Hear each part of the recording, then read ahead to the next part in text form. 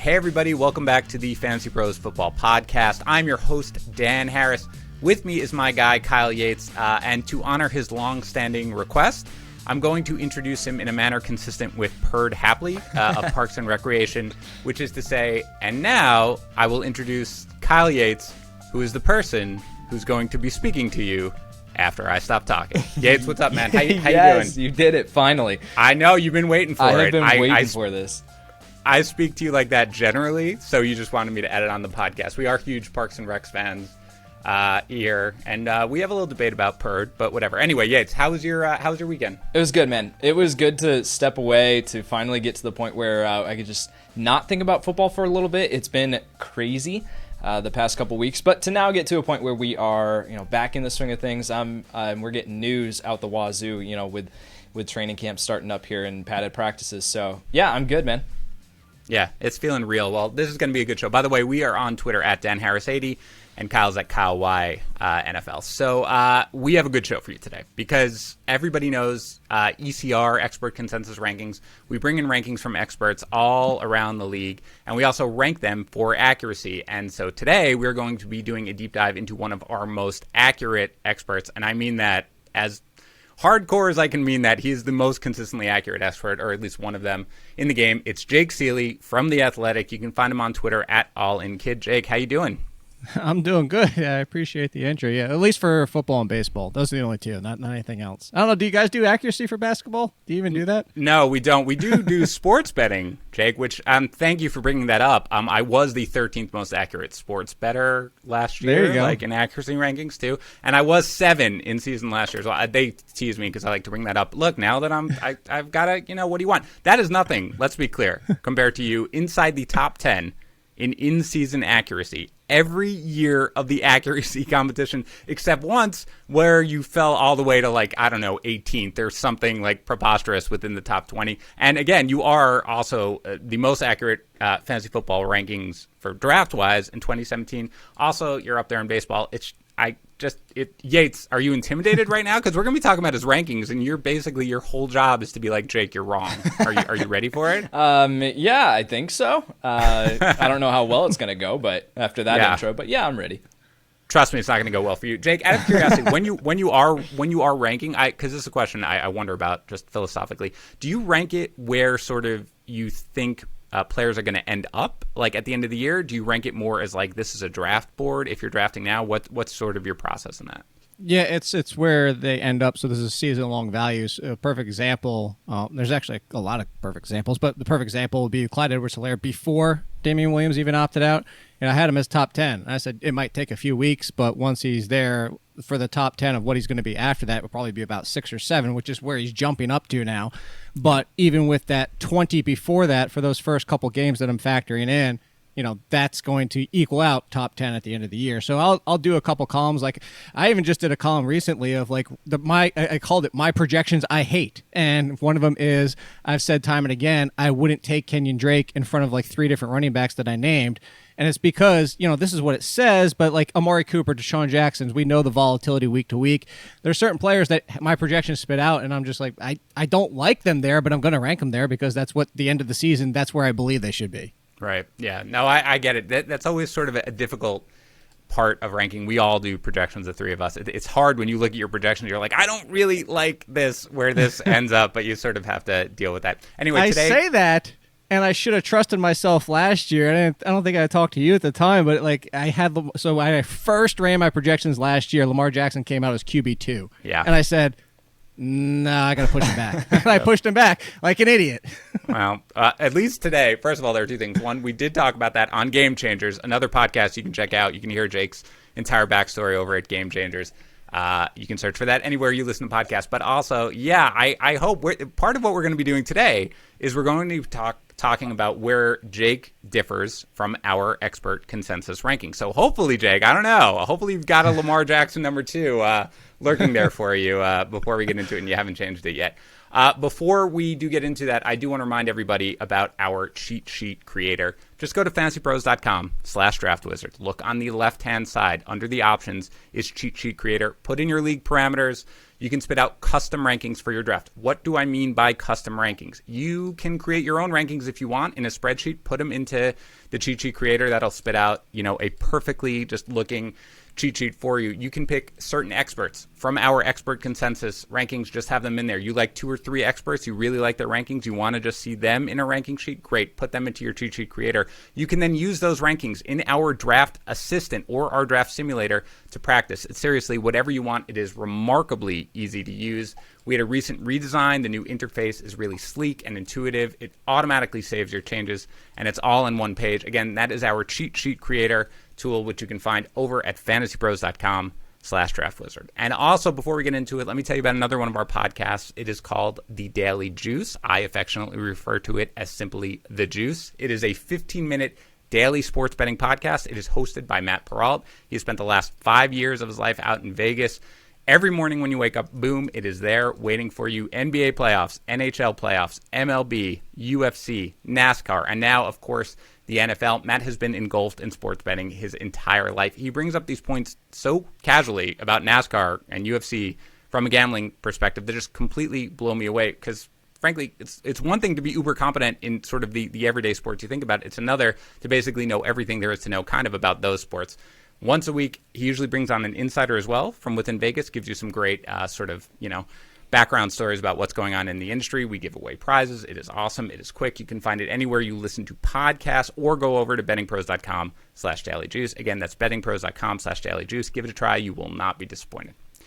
All right, Jake, let's get into it. Let's start here at the running back position, and then we'll go wide receiver and then quarterback and tight end. Let's start with a running back that you're higher on than our expert consensus. Yeah, so there's quite a few to pick from. I'll give you my favorite so far, and Chris Carson. And I honestly don't understand why people don't want to be on board with Chris Carson, because if you look at him, top 10 performance, top 10, if you watch him play, top 10, whatever it might be, the only concern has always been, well, Rashad Penny's in the mix. Somebody else is in the mix. Is he going to fumble and lose his job? But Pete Carroll goes back to him fumbling. I brought up in a column just recently, he's one of my most owned players. And over at The Athletic, I pointed out, Adrian Peterson had fumbling issues. Tiki Barber had fumbling issues. It's not the end of the world for all running backs. If he was playing for Bill Belichick, maybe. But Rashad Penny's out of the picture. You have Carlos Hyde signed as insurance and possibly a rookie in DJ Dallas being the passing game option. And again, that's with Chris Carson just before last year being a top 10 running back. I don't understand why people don't want to draft Chris Carson. All right, so where do you actually have him? Let's use half PPR rankings. That's cool with you. Where do you actually have him? Of course. That's what I always default to. Enough with the full point PPR nonsense. Chris Carson for me is RB 13. So okay. It's not wildly off, but for me it's more about just the people he's sitting behind too. No, expert consensus ranking has him at 16, and you think, oh well, 3 spot difference, not a lot. That's a huge difference when you're in that area, right? Because that's where he goes. First, let me ask you, Yates, where do you have Carson, and do you think he's being undervalued right now in ECR at 16? I have him at RB22, and this is purely based on, before Jake yells at me, this is based on the fact of I don't know if Carson's going to be fully healthy to start the season. That when I was doing my projections, I was going through, and the news at that point was that Carson is currently dealing with his own injury, right? He's coming back from a hip injury that he suffered towards the end of last year. And news I haven't really seen anything else that has indicated that he's fully healthy and that he's ready to go. Jake alluded that there are significant fumbling concerns and that the other issue is that Rashad Penny, kind of over his shoulder. Well, there's another issue, and that's his injury history, that he's also been one of these guys who's nicked up, and just because he runs with such a violent running style. So I think that is also, that's also baked into it, where with Carson, we have to be concerned about the injuries as well. So, Jake, and this is a battle that I deal with in projections too, is what do you factor in these injury concerns, or do you just kind of go with, okay, if they stay fully healthy for 16 games, this is where they're going to end up, and that's at RB13 for you? Yeah, I don't usually factor in injuries mostly at all when I do projections. Maybe like a Cam Newton, because he's coming back and maybe he starts off slower week 1, he's just not ready to, but it'll be week 2. Maybe occasional 15-game projection, but most everybody's 16, and the biggest example I'll always give about that is Leonard Fournette. Leonard Fournette, for the first 2 years of his career, missed games, plays 16 full games. And that's why I feel like you're going to get caught. Like, you're going to be right sometimes, you're going to be wrong sometimes, but it's just you're never going to be right 100% of the time. You're probably never going to be right more than 50% of the time. It just feels like a dangerous game, and I just don't go down that road. I understand if people want to stay away, and certainly in a draft strategy, I would never want to go into my draft and say, oh, I'm going to draft James Conner, Chris Carson, Leonard Fournette 2 years. I would never do that for a roster construction. But when it comes to projections, I don't get caught up in that. And I don't know. I'm not being like, oh, Kyle, I got you. But I saw something, I think it was last week, where somebody was reporting that they have no concerns about his hip already. Perfect. Yeah. Early reports are that it's good. And I do think I've always thought of the Carlos Hyde as not anything to deal with Carson, that it was purely because we all know that Penny is beginning the year on the pup. So that's fine. So I like Carson as well. I'm 15th, so not as high as you. So let me ask you a couple of names here, Jake, that are ahead of him in ECR. Carson or Todd Gurley? Ooh, you know what? I say for the higher ceiling, Todd Gurley, but I'll take Chris Carson. Carson or Austin Eckler? Well, see, this is where I'm running. These are the two guys right in front of him in ECR. So that's where I'm wondering, if you're moving him up to 13, who's falling back? Is it Aaron Jones? Is it Josh Jacobs? Is it Drake? Who's falling back? No, it's Aaron Jones for one. I would take him over Aaron Jones, but I understand the Aaron Jones. Actually, it was funny. Like, I went from being the guy who hates Aaron Jones to a podcast I just did with Pat Mayo recently. I was pleading his case of saying, like, even if we don't like him, how far should he really fall? Right. But I would definitely take him over Gurley. I would probably, in a full point PPR, that doesn't usually move the needle that much. Right. But I would move to Austin Eckler in that case. I would take him in front of Fournette and Gurley and Bell, and so he's just right in there. He's got in that cluster. Yeah, I mean, I like it. Again, I don't have a huge difference in my projections based on this area. I like Carson a lot for really all the reasons you said. I have him 15th personally, so one spot ahead of ECR, but behind you, Jake. I do get a little worried about the fumbling issues because it did feel like they were ready to kind of go to Rashad Penny at the end of last year before he got injured. It did feel a little bit like, all right, you know what, we may have had enough. What about Mr. Unlimited though? What about that? Are they gonna take Russell Wilson's advice at all? Is there any chance they're gonna change the offense? Because if they do, and they actually do what is probably better for the team, and not wait until they're behind to let Russell Wilson go crazy in the fourth quarter, is there any chance that they're going to change the offense, or is this what Pete Carroll and Brian Schottenheimer do, and that's what we're going to do? The thing is, like, even if they do, I'm not that concerned. People, and I'm not saying you, but people forget that Chris Carson's a solid pass catcher, 37 to 47 last year. He's correct. Going, if they're going to go a little bit more pass happy, it's not like Chris Carson's going to get written out of the equation like Derrick Henry or anything, or even Jordan Howard. So I think that it would be smart for them, but also even if Chris Carson, let's say if Chris Carson was Jordan Howard catching the ball, we saw Jordan Howard still get some opportunities, even though they all got highlighted by dropping at the 2-yard line. But they don't have options on this team. Like, unless they're going to run 12 every single set, which they're not going to do, Chris Carson would still have to be one of their top options in the passing game, unless they just got blown away by DJ Dallas, which I think we all have concerns of what the rookies are going to do to start the year right now. Right. Yeah, no, it's a good point. I mean, he went from 24 targets and 20 receptions, 163 yards in 2018, 47 targets, 37 receptions, 266 yards receiving in 2019. So, yeah, he'll probably still factor in. All right, that's a good one. Let's get to your next guy who you are higher on than consensus. Yeah, I mentioned him in this conversation, actually, and that's James Conner. I think the only concern people have, and it's a valid one, is health. I think the second part of it is like being real about the world that we're in right now. If anybody's going to sit out the football season, which they already passed the deadline, but I'm pretty sure there's going to be, like, if somebody said they want to sit out right now, I don't think the NFL is going to be like, no, you have to play. Right.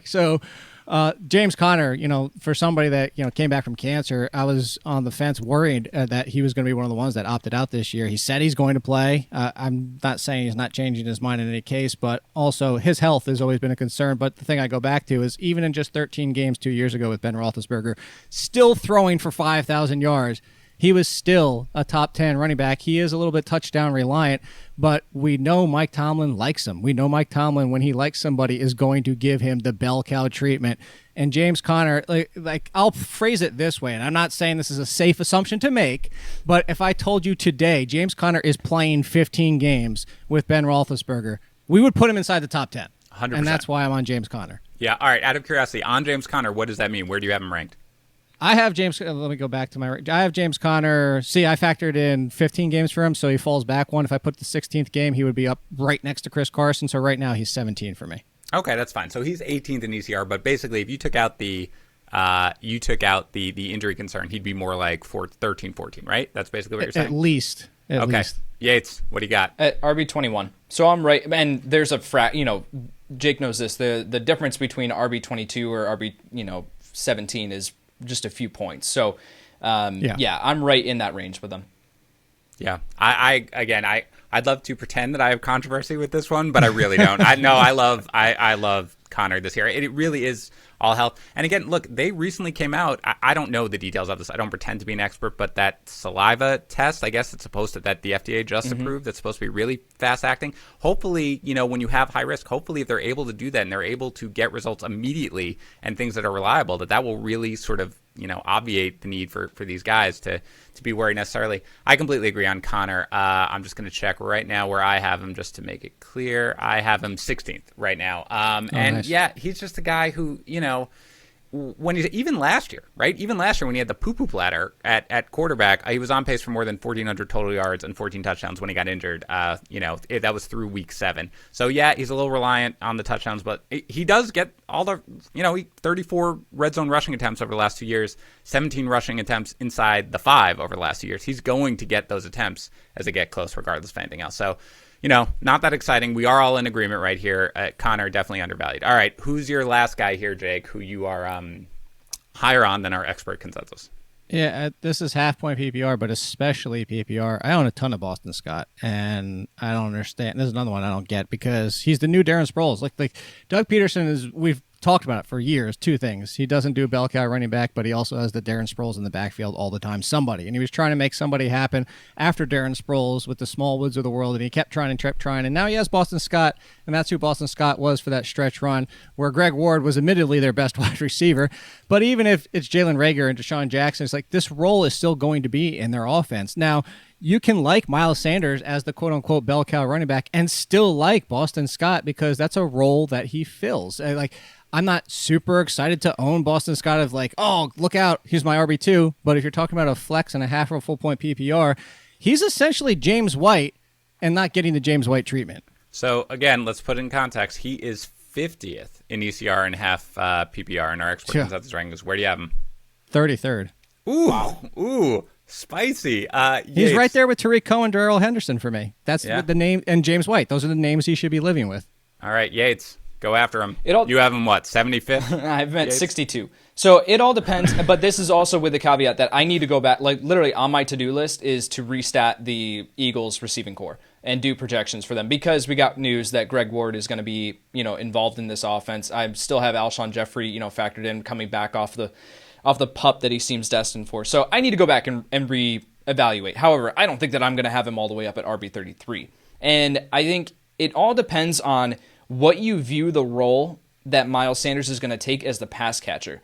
Because if Miles Sanders is going to take this lead back role, I don't know if there's enough left over for Boston Scott to be elevated all the way up to RB33 in a full point or whatever, in that format. I just don't think that there's enough work. So that's the issue that I have with it. I like Boston Scott, the player, and I think that he should have a role. It's all just going to come down to I don't see him having that big of a role on this offense.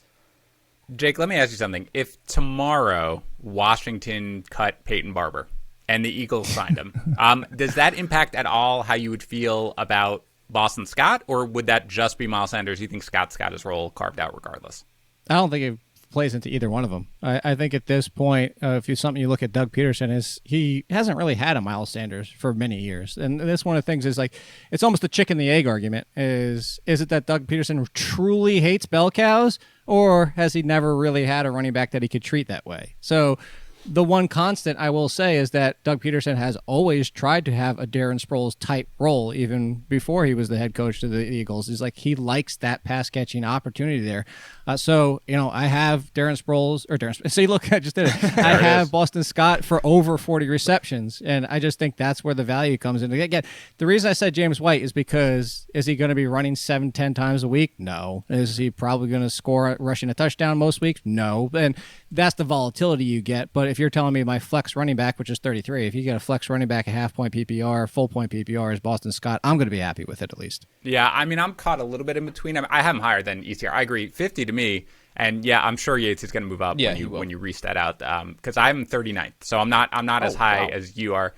Yeah, no, I mean, look, I think it is what he I don't know how many, he's got 61 carries in his career. He's 5'6". He's not going to get a huge workload. But yeah, I mean, you looked at the last 4 games of last year, and Jake mentioned it, where there was nobody to throw the ball to. They have a little more, at least this year, but 151 yards rushing, 199 yards receiving, 87.5 yards from scrimmage per game. He's got a catch rate of 92.3%.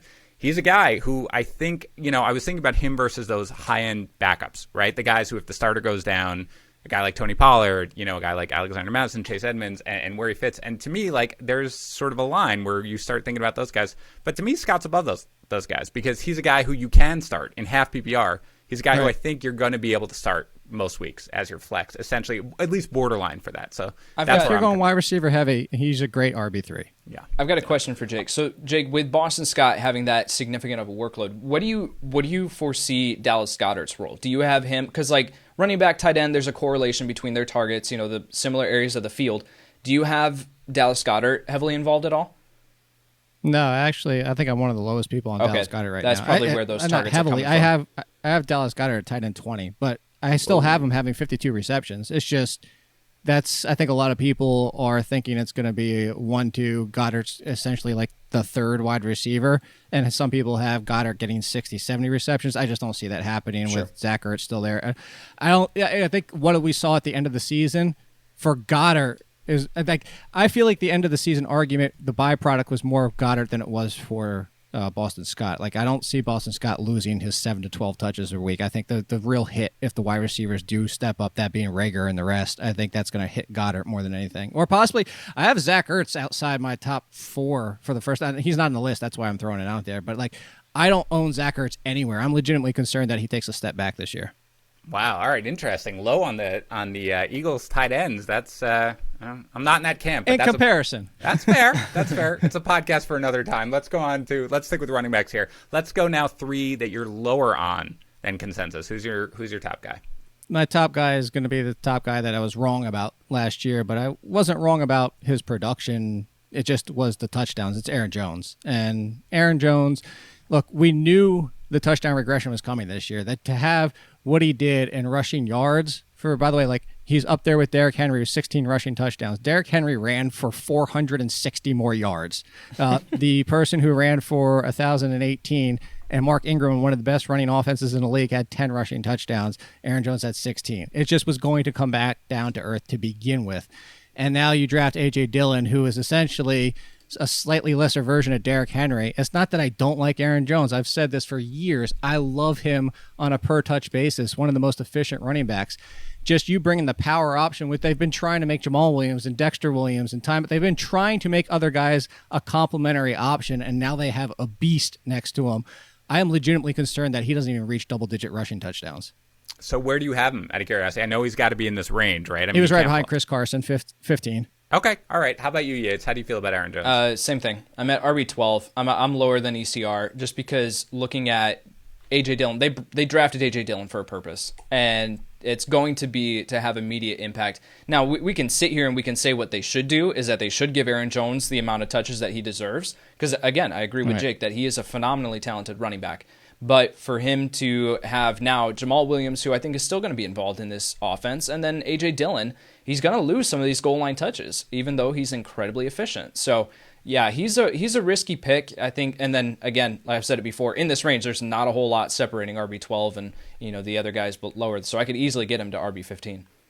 Right, yeah. I mean, I think we're all kind of on the same page here. And, there's already buzz about Dillon in camp, you know what I mean, catching passes and nonsense like that. I'm a little worried about how much they want to get him involved. But yeah, in the end, he was, I like Jones. I love his talent. But he, certainly if the touchdowns regress, which they probably are going to at this point, it's a little hard to take him above those other guys in that same option. All right. What do we got next, Jake? Who's another guy who you are lower on than consensus?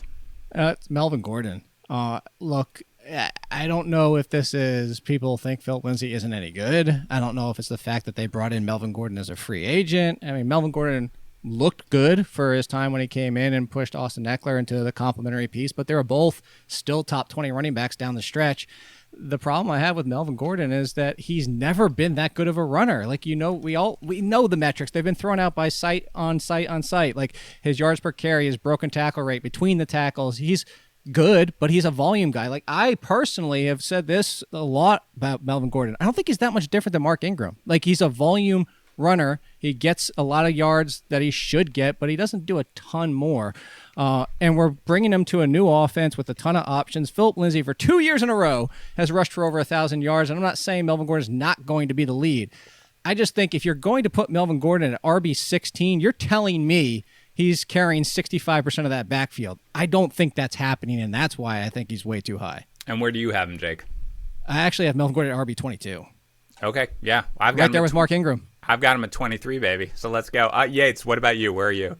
We completed it, guys. We got to run RB21. Oh, darn. Yeah. So let me ask you guys something, because I think if he was coming into the exact sort of same Broncos offense, then I think all our concerns would be justified. Obviously, the Broncos were very much of a split backfield last year, right? Lindsey, 51% of the snaps, Freeman, 49% of the snaps. Lindsey, 16 touches per game, Freeman, 11 touches per game, blah, blah, blah. Same in the passing game. But this is a new offense, right? With Pat Shurmur. I mean, do we throw out last year? Do we just assume they're going to be like, okay, well, look, they've been a split backfield. This is how they're going to be going forward. I mean, is there any chance that they're just going to be like, look, we signed Gordon, we like Philip Lindsey, whatever, but Gordon's going to really get the bell cow, workload? Is there any chance of that, do we think? There's absolutely a chance of that, but to take him at that, so let's say that's the case. Let's say he's even getting 70% of the work. So now, is he even an RB1 still? I don't think so. I think he's a high-end RB2. And at RB16, you've only got, a 2 or 3 spot room for improvement? But that's my problem, is that where he's going at RB16 or 15, right around that range, is he's almost at what needs to happen and the most optimistic outcome for him to be worth that. Yeah, I think that's fair. And again, one of the things that you think about when you think about Gordon's value is, Phillip Rivers averaged at least 8 passes to running backs per game in 4 of his last 5 seasons. And it was a small sample size, right? Because it was only 5 games. But Drew Lock, fewer than 5 targets per game to the running backs. Now, does that change this offense? I don't really think so, because it was a downgrade from when Flacco was the quarterback there. So it just seemed like that was Drew Lock's preference generally. But if he doesn't get the passing game work, then seriously, his right. Ceiling is going to be seriously capped. All right, last one, Jake. Who do you got lower than consensus? And I love this kid. But it's almost the rookies in general. Although I feel like DeAndre Swift's reasonably priced, but Jonathan Taylor isn't, in my opinion. And again, I love Jonathan Taylor. For everybody out there that doesn't know, my pre-draft, I had tier 1 of 3 running backs: Taylor, Swift, and Dobbins. That was it. I had a 1.5 with Edwards-Helaire and Akers because it was such a great class this year. But I'm a fan of Jonathan Taylor. I think he's a better pass catcher than people realize, although I think he's kind of in that Leonard Fournette, more of a dump-off than an actual route runner. Like, he's definitely not Philip Lindsey, right, Austin Eckler, or anything like that. Mm-hmm. And I think he's somebody who could dominate a backfield. I do think he could be 20 touches every single week, in and out, the beast of that backfield. The problem is, Marlon Mack is there, and I don't think Marlon Mack holds a candle to Jonathan Taylor, but I don't think he's going away from week 1. And even if he does, which I think should happen after a couple weeks, the problem I still have with Taylor is Nyheim Hines is still there, who is kind of a great pass-catching running back. And with Phillip Rivers being, that dump-off pass catcher, like we saw what he did for Eckler for years, I just don't know that Hines gives that role up to Taylor, especially when the concerns of Taylor is how good is he in the passing game. Again, I love Taylor. I just don't see how this is ever his backfield 70% of the time as a rookie, and that's my problem with Taylor. It's not that I don't love him. This price is too high. And where do you have him ranked? I have Jonathan Taylor 25, so not 6-spot difference, but I mean it's still. Yeah. You're not going to get him. You're not going to get him. That's the bottom line. I'm disappointed at this point that Tags is not on this show, because Tags is very high on Taylor. Oh, I know. I did 2 drafts with him over the weekend, and he was all over Jonathan Taylor. You can't avoid it. If you're in a draft with Mike Tagliere, you are not walking out of there with Jonathan Taylor. What about you, Yates? Do you agree with this? Because Taylor's a guy who I've struggled with a little bit on how to rank. I will carry on Tags' torch here. RB14 for me. So, wow. Because this is looking at, I think there's enough work in the ground game to go around. So, Jake, how many rushing attempts do you have the Colts down for this season? I don't. I'd have to total. All right, it up. no worries. I don't have that spreadsheet up. I can tell you Jonathan Taylor I have for 224. Okay. So I have him down for 251, and I only have him with 18 receptions.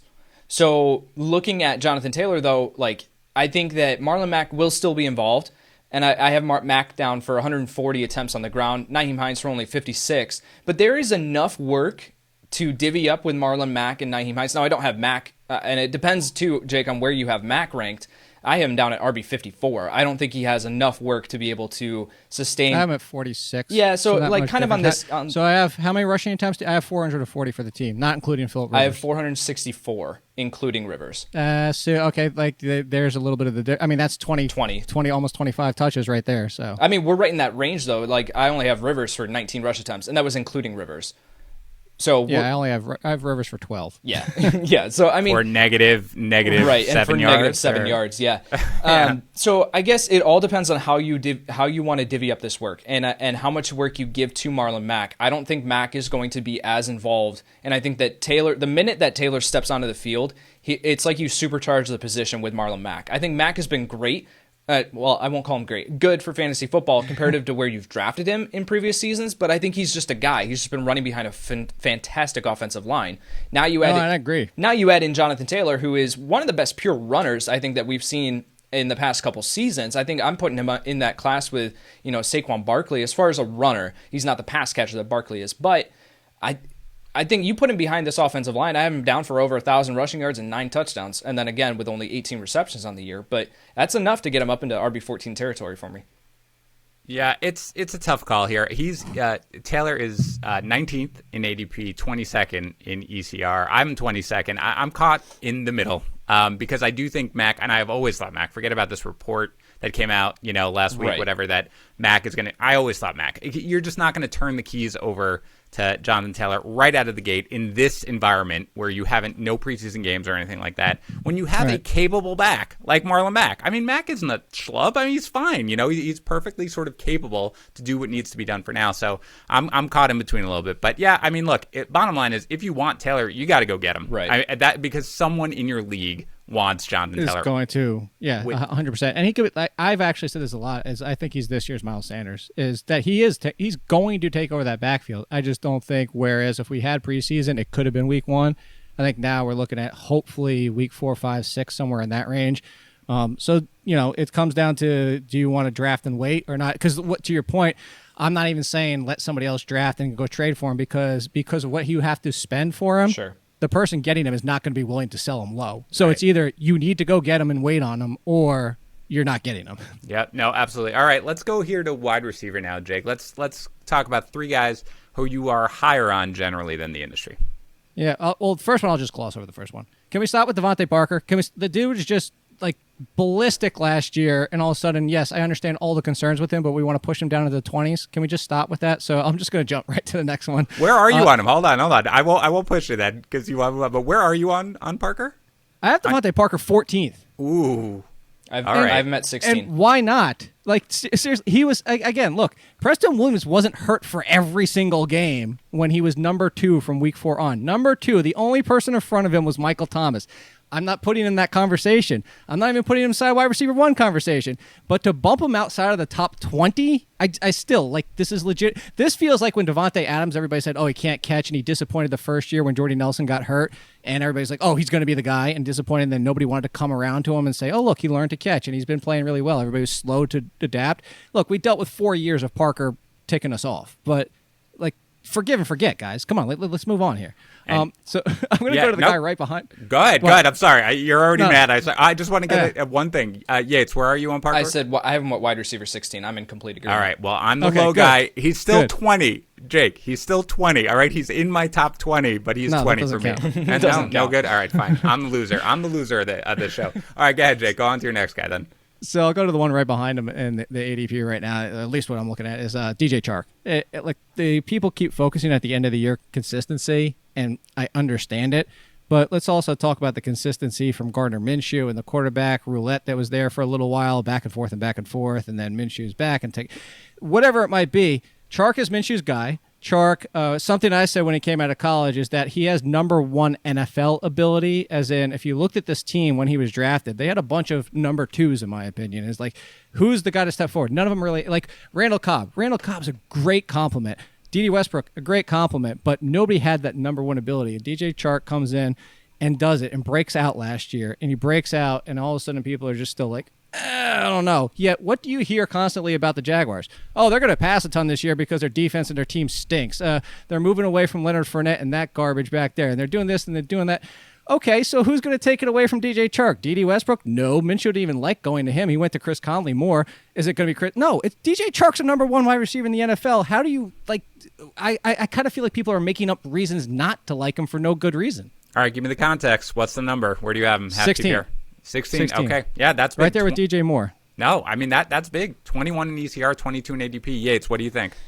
This is one that I'm really torn on, and I keep wanting to move DJ Chark up my rankings. I'm at wide receiver 24 right now, and I don't feel great about it. I want to move him up, but I'm looking at, I don't know if I feel with the defense in the shape that it is, with Gardner Minshew and this receiving core, I don't know if I want to project Gardner Minshew for more than 22, 23, 24 touchdowns. I just don't think that this team is going to be very good. So he could do it absolutely on the back of, great receiving yardage totals and great receptions, and he could be targeted out the wazoo.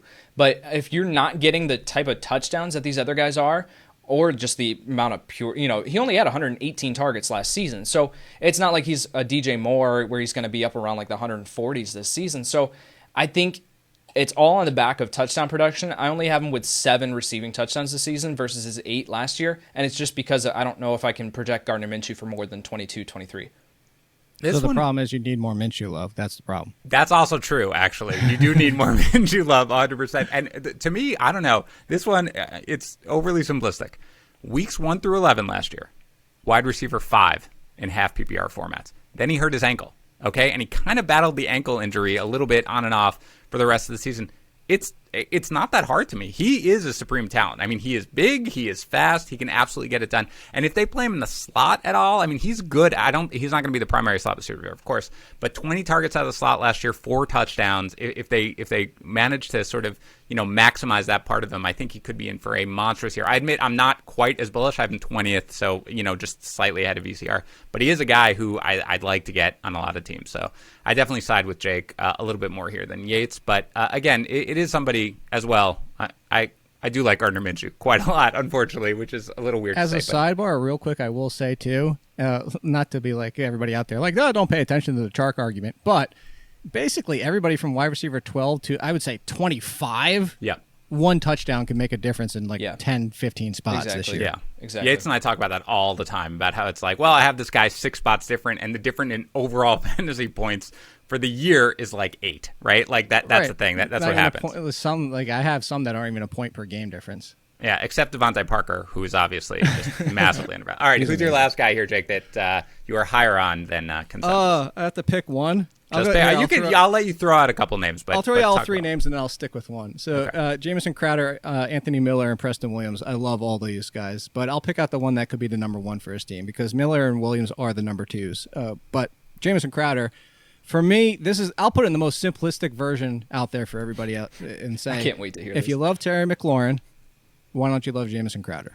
It's essentially the same thing. And you're talking about questionable quarterback play. You're talking about questionable offense, but you're talking about the target leader for the team with a hopeful deep threat in Brashad Perryman that you hope what we saw last year briefly down the stretch with Jameis Winston is going to carry over. Denzel Mims isn't even on the field yet. Chris Herndon I actually love a lot as a value at tight end, but he's coming off an injury season and a suspension. And so there's Jameson Crowder. I think is it the health? I think that might be the only reason that people don't want to get on board with Jameson Crowder. It's because there's no upside, Jake, and everybody likes the shiny new toy. That's really what it is. Well, first of all, where do you have him ranked? Out of curiosity, Jameson Crowder. I was looking at his ADP while we were talking about this. Jameson Crowder. I don't have him super high. I have him wide receiver 40. Okay. All right. So that's fine. I mean, I talk about this a lot. Yeah. Sorry. I'll get to you in a second. I'm 36. Okay. Because I really, really like Crowder this year. And again, Tags and I talk about this a lot when we do our Sunday night shows. It's almost always that when you get to the wide receiver 3 range, I feel like everybody's brain goes to, I need that explosion. I need the guy who's going to go out there and potentially be a wide receiver 1. No, you don't. No offense. You do not need that. And especially true this year. You don't need that this year where you've got, obviously, the COVID concerns. You're probably going to have guys scratched right before the game. What you really need is somebody here like, you know what? I need the guy who was the 31st wide receiver in half PPR formats last year without batting an eye in a worse offense. And he is now the only guy left, pretty much, who's got the connection to Darnold, right? I mean, that's the bottom line. He doesn't need to learn anything. He doesn't need the preseason games. He is locked in that role. He's going to get the targets. I get it. He's not going to, he doesn't have top 5 upside. He doesn't. And I think that's really the reason, Jake. I think that's why people don't like him. But Yates, let me ask you, where do you have him? Wide receiver 33. No, why? I'm the low man. Why are you always like this, Yates? Why is it when I'm like, look at me, check out this bold ranking, you're like, cool. And I swear I'm not like changing these as we go. Yeah. Like, oh, Dan said this, I'm going to move him up. No, I was going through and I actually just restatted the Jets receiving core earlier today with the news, or with the recent news that Mims is going to potentially miss time. They might hold him out because of aggravating a hamstring injury. Yeah, it doesn't sound good, by the way. No, it does not, especially for a rookie who I thought was raw to begin with, to now come in and he's going to miss the beginning of the season. Here's the big thing. Brashad Perryman is now going to be your starting outside receiver, and he goes up against a gauntlet of number 1 corners. Like, you have some really, really talented corners like Buffalo, week 1, Tre'Davious White. Just stick him on Brashad Perryman. Brashad Perryman ain't coming out of there with a catch. He's just not that talented to beat a talented corner like Tre'Davious White. So Jameson Crowder is going to see all the targets he can handle in this offense. Now, I don't think this offense is going to be any good this season. Already the receiving core just screams that. But when you can get a guy who's going to get targeted an immense amount, yeah, he doesn't have the touchdown upside, I don't think, in this offense, but in a full PPR, absolutely sign me up. Well, you can especially guarantee that they are going to have to throw a lot. Once with the trade of Jamal Adams and CJ Mosley opting out, the defense is going to allow points. So they will be throwing, and I agree. Crowder is a guy who I think fantasy managers should be targeting. Okay, that was 3 up. Let's go 3 down, Jake. 3 guys, wide receivers who are lower on than the industry. So this one has nothing to do with the fact that he has me blocked on Twitter. But if that were the criteria, Jake, you probably couldn't rank many people, right? Oh, that is true. It's Odell Beckham, and look, I get the excitement because I've been one of the people that have been drafting Baker Mayfield, even Landry, Austin Hooper. I think is getting too much hate. Like, I've been in on this offense because this is the offense last year where everybody was Baker Mayfield top 5, Odell Beckham in the contention to be the number 1 wide receiver off the board. Everything was glorious last year, and then that supreme disappointment, and thankfully Freddie Kitchens is gone, and Stefanski comes in. But Stefanski, as we've seen, not always the best for an offense. Now, of course, we don't know what Van Pelt's going to do, but at the same time, I can be excited about Odell Beckham, but still think 11 is too high. Like, 11 feels like he has to get back to being Giants Odell Beckham, which obviously would put him more close to the top 5. But it's not even the fact that it's the 11. It's just the fact that in front of Thielen, Allen Robinson, who I would have both inside my top 10 for the volume alone. You can even put guys in the conversation of the A.J. Brown, DJ Moore, Cooper. Like, there's other names there. Even Robert Woods that you guys and I talked about before we came on the show. It's not that I don't like Odell Beckham. I love Odell Beckham. I have both of his jerseys from Giants and the Browns. But I'm not going to pay this price just for what else is on the board. Yates, does Beckham have you blocked on Twitter as well? Where are you on? Not that I know of. No, I have wide receiver 12. But this is one that, going back to the Chris Carson argument, this is one that looks great on paper from a projection standpoint and steading him to play all 16 games. But if I have to spend that draft capital where I have to select him as the 12th wide receiver off the board or 11th or wherever he's going, I don't know if I'm going to feel great about that as someone who I have to rely on with his injury concerns. So I think he'll be fine in this offense with the volume, because we've seen Adam Thielen and Stephon Diggs both be great with low passing volume because it's Beckham and Landry. Like, those are the only 2 guys in this offense. You're looking at guys like Donovan Peoples-Jones and Rashard Higgins as the 3 and 4 there. So I think Beckham and Landry are going to be heavily targeted. Of course, you do have Austin Hooper and David Njoku factoring in, and then, of course, Kareem Hunt and Nick Chubb out of the backfield. But I think they're going to be fine. But it's one of the ones that I have him at wide receiver 12, but I don't feel great about selecting him there. If I can get him at a little bit of a discount, I will take the shot as my wide receiver 2. Yeah, out of curiosity, I don't think I got a number from you, Jake. Where are you actually on Beckham? 2 spots behind Parker at 16. Okay, I'm at 16 as well, actually. So, and I've talked about this already on 2 or 3 different podcasts. I'm not going to go into it.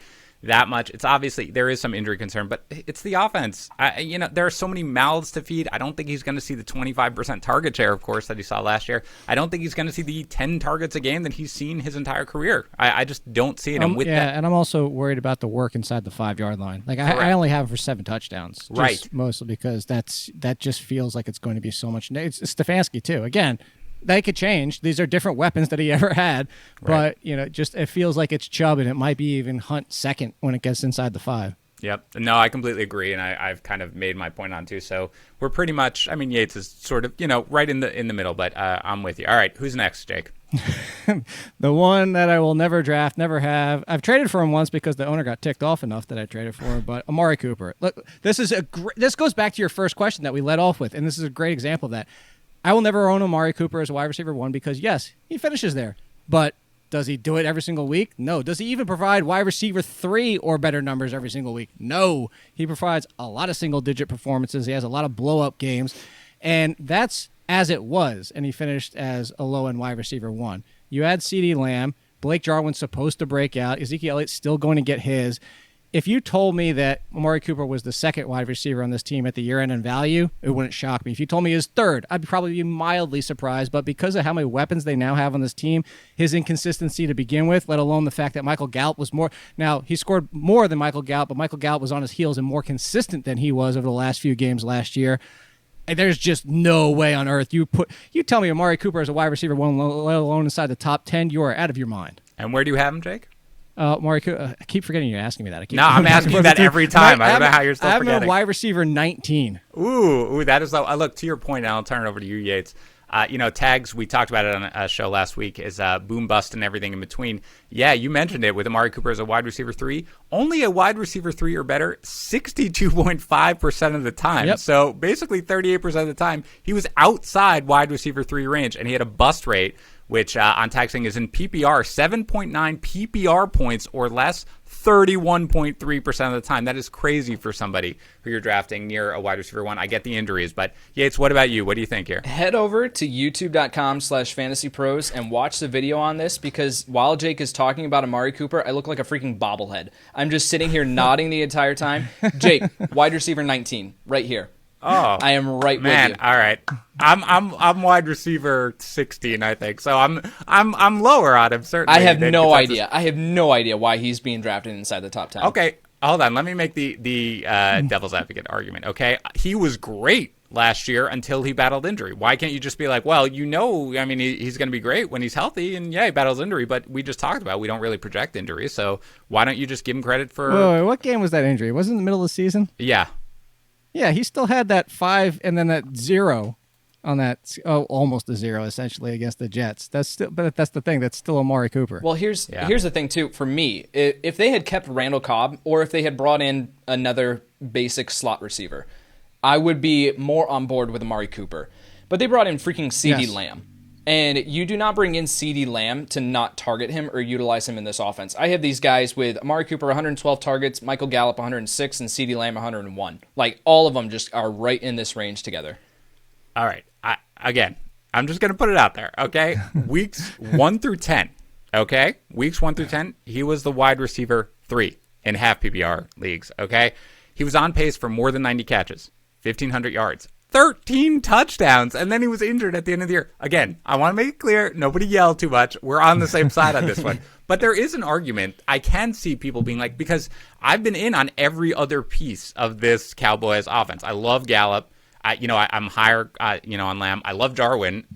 So it is something where, we're talking like, I can't believe anybody could think of him as, I can see it. I can see the argument. I just am not fully buying the argument. You know what I mean? So I don't think everybody else is crazy necessarily. That's fine. I'll put it this way. If Amari Cooper repeats, that means somebody got hurt or something went wrong. Because that's the thing. It's like somebody has to get, like, CeeDee Lamb has to bomb.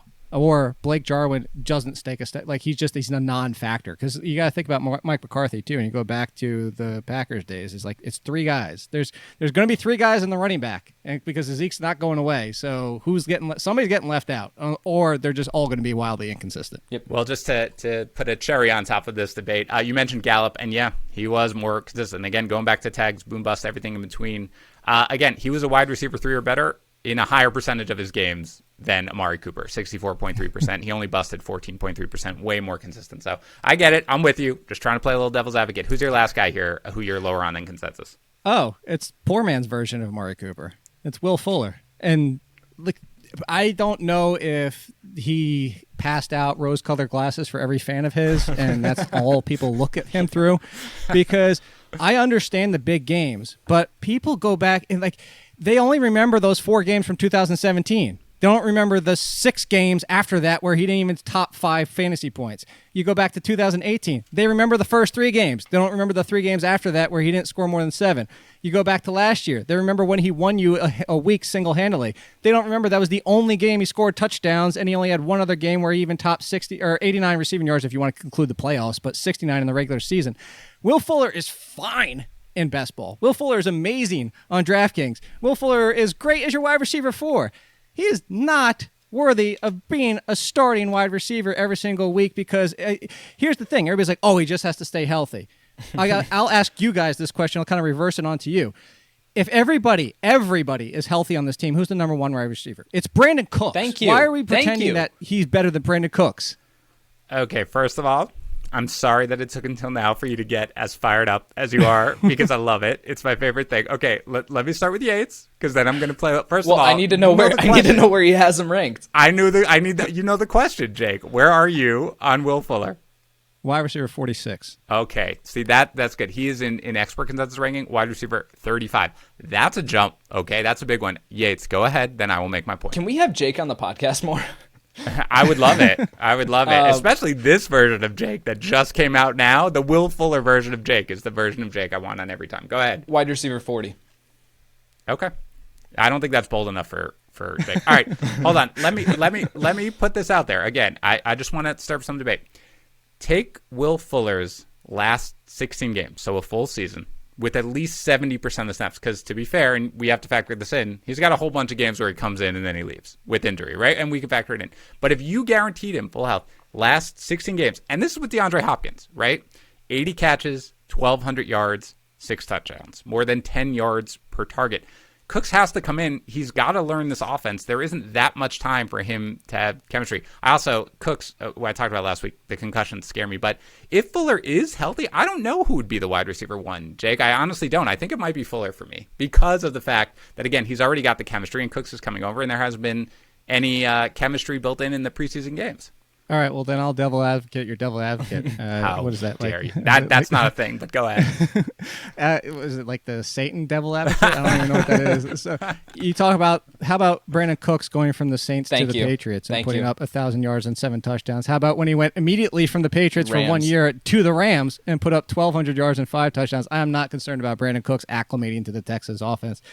The thing is, to be clear, Jake, this is I'm saying this is with DeAndre Hopkins, those numbers. That's the thing. I mean, you're going to have Cooks go in there. DeAndre Hopkins, 150 targets minimum 5 straight years, right? I mean, so Cooks can be there. Will Fuller can still have a big season if he were to stay healthy. I'm, to be clear, at 37. So I'm highest, still a little bit low ECR, but go ahead. But again, it's going to be the roller coaster too. Like, that's the thing. Like, yes, those numbers all look great on face value, but let's break it down per game, and you're going to say, all right, 1 week 5, 1 week 5, 1 week 30, 1 week 7, 1 week 22, 1 week, and that's, again, if you want him as your wide receiver 4, even if you went running back heavy and you took him as your wide receiver 3, but waited till at least into the 40s to do so, I'm okay with it. The problem is the people who are drafting him is he's already definitively in your every week lineup. That's my problem, because he is somebody that you can also predict pretty well on what his best matchups are. You look for slower corners and you look for the right matchups, and there's a lot of times you can predict his games. Yeah, I mean, I think it's fair. Look, I said last week as well, he's just outside of my wide receiver 3 range, but I don't draft him as a wide receiver 3. To me, you can't draft Will Fuller as somebody who you're like, this is a guy who I'm starting week in and week out, just in my lineup, there it is, because you just can't. I mean, that's just the reality of what he is. But I do think if you miraculously stayed healthy, I think he's the guy I want in Houston. I know. If I feel better about the soft tissue versus the concussions. I don't know. I don't think I feel any better than one versus the other. To be fair, when we fought last week about it, I was the low guy. Tags was yelling at me for being too low on both Will Fuller and Brandon Cooks. So I was always the low guy. I don't feel good about it either. Concussions scare me a little bit. Will Fuller, there's no way I feel comfortable with him being healthy. But concussions, No. especially. The funny thing is, I don't own either one. I've been owning a ton of Randall Cobb. I think Randall Thank Cobb you. could end up leading this team in receptions. Okay, we are getting Jake on the podcast more. Oh, okay, no. That was we what are I was never gonna getting say. Jake. This is what I was going to say, is that like you're talking about 150 targets for DeAndre Hopkins, and now DeAndre Hopkins is absolutely worth 150 targeting 150 times, excuse me. But whenever we saw them try to get these other guys involved, like Will Fuller being involved in the offense, whenever he was on the field, he was targeted. Granted, he was inconsistent, sure, but then also Kiki QT, they tried to feature him. He just couldn't stay healthy either. They brought in Randall Cobb, paid him good money in free agency, and they brought him in early. They have a plan for him, so it's not like 150 targets is just sitting there ready to be divvied up, between two guys. Now you have to factor in Randall Cobb into this offense as well. Plus unstoppable David Johnson, who I have all the shares of, and we're not going to talk about that on this podcast. Okay, let's go here. We're running late on time, so let's just hit up one quarterback that you are higher on first, and then we'll go to one quarterback that you're lower on. So start with the higher. Since I'm only going to do one, I won't do Daniel Jones. I'll do my second one just because we had the debate earlier. It's Gardner Minshew. Yeah. So look, Gardner Minshew for last year, even with the benching and then coming back and then the slow finish to finish the year, he was still extremely productive for what you're asking Gardner Minshew to be. And that was quarterback 20 last year in a points per game. He finishes right around that same range. But the thing that I'm going to even throw out to him, it's not even Gardner Minshew, the passer. People are overlooking Gardner Minshew, the runner. Yep, over 300 yards last year and 0 rushing touchdowns. For everybody that ran for 342, by the way, which was Russell Wilson, which is 2 yards fewer than Minshew ran. Everybody of those 5 quarterbacks, 3, 7, 9, 4, and 7. They ran for at least 3 touchdowns. You give Minshew, just on his 14 games of passing, just give him 3 more rushing touchdowns. Now he's all the way up at QB 14 or 15, depending on what site you're looking at. And that's if he doesn't do anything more as a passer. And he's basically like new Tyrod back in the day when everybody wanted Tyrod because he always finished as QB 15 or better every single week. Is he going to have a week where he finishes the number 1 quarterback? Probably rare. And if he does, it's going to be an insane, crazy week where they won 40 or lost 45-42. But for Gardner Minshew to be where he is outside the 20s, I have him at QB 16. He is one of my favorite second quarterbacks if I do draft 2 that I'm taking at the end of drafts. Thank you for answering the question before I asked it. He is 23rd in ECR. Out of curiosity, Yates, where are you? So I had him at quarterback 22, but I gave him, and I had him with 1 rushing touchdown on the season. In my projections, I literally just updated him to 2 rushing touchdowns. He jumped up to quarterback 18. I agree. I think give him 1 more. Yeah, I agree. I think I was shocked. I was shocked to come back and do projections for this season and look back at Minshew's rushing totals from last year. I just did not have him in that mindset whatsoever, but you're absolutely right, Jake. He can support himself based on, his rushing ability. 5th most rushing yards among QBs last year. And yeah, that's the thing. There's nobody behind him. We're not waiting for oh man, he's going to, right? They're not switching quarterbacks again. Go out there, do your thing. He also, by the way, was an elite downfield passer, best passer rating on passes of at least 20 yards downfield, 129. So he can sling it. I mean, he doesn't have the strongest arm, but he can definitely sling it. Do you guys know off the top of your head who the backup is there? Josh Dobbs. Oh, no. Well, is it? They brought in Mike Glennon. Right. Well, yeah, you put Josh Dobbs and Mike Glennon together. Yeah, Gardner Minshew's got this job. Mike Glennon scares me a little bit. I always get worried. They're going to be let me see what we got with this guy. Okay. All right, Jake, one guy who you're lower on. Who you got? It's funny. I just campaigned for him earlier. But Baker Mayfield, it's similar to the Odell Beckham thing. Is if he's going to be 14 off the board, it's not so much even 14 in its own right. It's the fact of who he's in front of.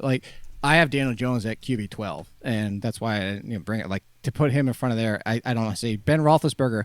He just threw for 5,000 freaking yards before he got hurt. And I'm not saying he's going to do it again, but to put Baker in front of all these guys behind him, even Cam Newton, if we know Cam Newton's 95% of what Cam Newton used to be and he's healthy for week 1, you tell me Cam Newton shouldn't be in wide receiver 1, quarterback 1 conversation.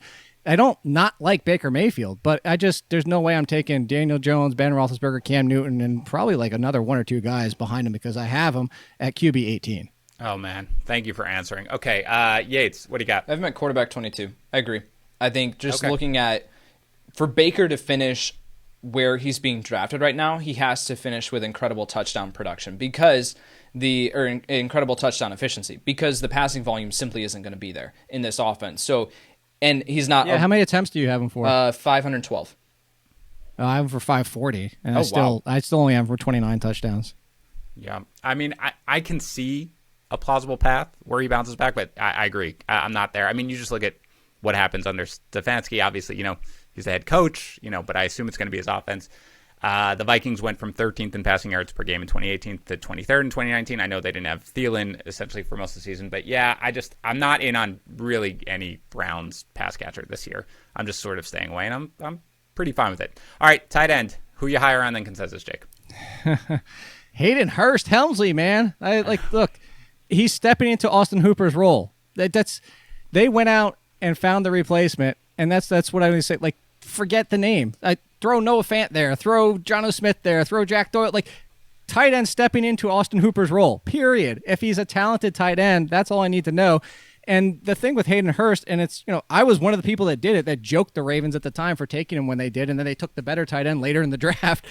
It's not so bad against Hurst as a player because he's talented in his own right. And I think that's part of what people are forgetting is because we joke so much and because everybody mocked the Ravens for doing what they did, and then he never really got a lot of play because of Mark Andrews.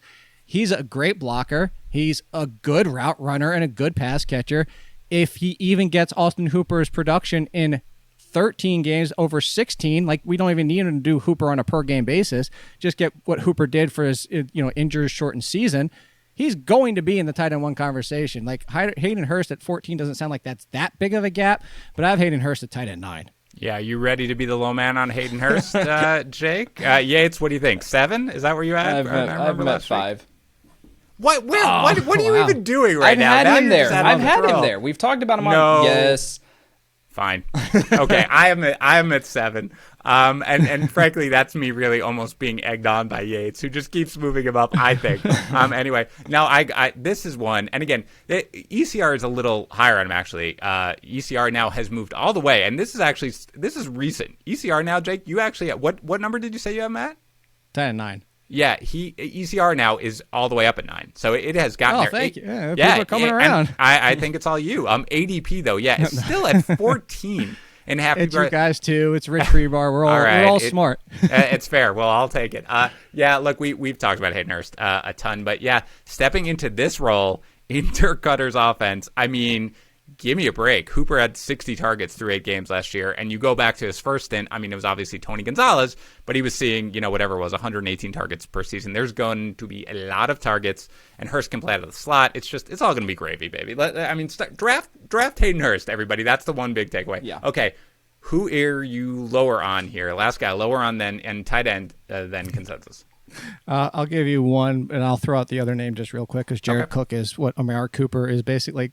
Go ahead and tell me which games Jared Cook's going to score his touchdown in. You can't do it because he doesn't even show up when he's supposed to, and then he does show up when he's got a really bad matchup. That's the worst. I have never owned Jared Cook. He's the worst tight end in the world. Sorry, Jared Cook. I'd actually like you as a player. When it comes down to preparing fantasy, to block Jake Ciely is Jared Cook. Go ahead. Hey, at least I disparaged him. Odell Beckham was actually supporting, and he just misunderstood it. But anyway, Odell. Go ahead. Evan Ingram is my problem here. And it's not even that we've seen Evan Ingram, what he can do when he's healthy. But what did we also see that year? We saw a hurt Odell Beckham and a Sterling Shepard missing games where Evan Ingram basically became what we just saw for the Eagles last year is the number one wide receiver.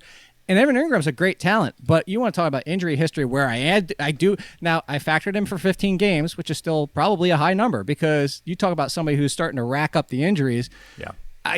For Evan Ingram, we just did it last year with that second tier of tight ends where most of them bombed, and Hunter Henry was the most productive one of that tier. It was Ingram, O.J. Howard, and Hunter Henry. And Hunter Henry was even a bit of a disappointment.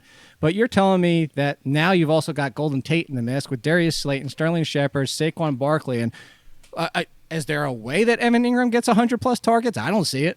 No, out of curiosity, again, I'm going to ask a question before I turn it over to who is probably the happiest human being on earth right now in Yates. But go ahead, Jake. Where do you have him ranked?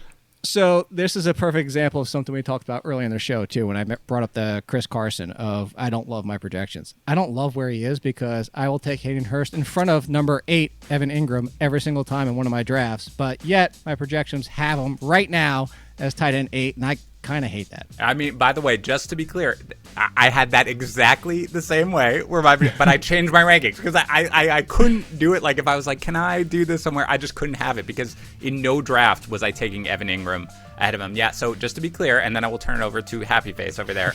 Evan Ingram is 6th in ECR.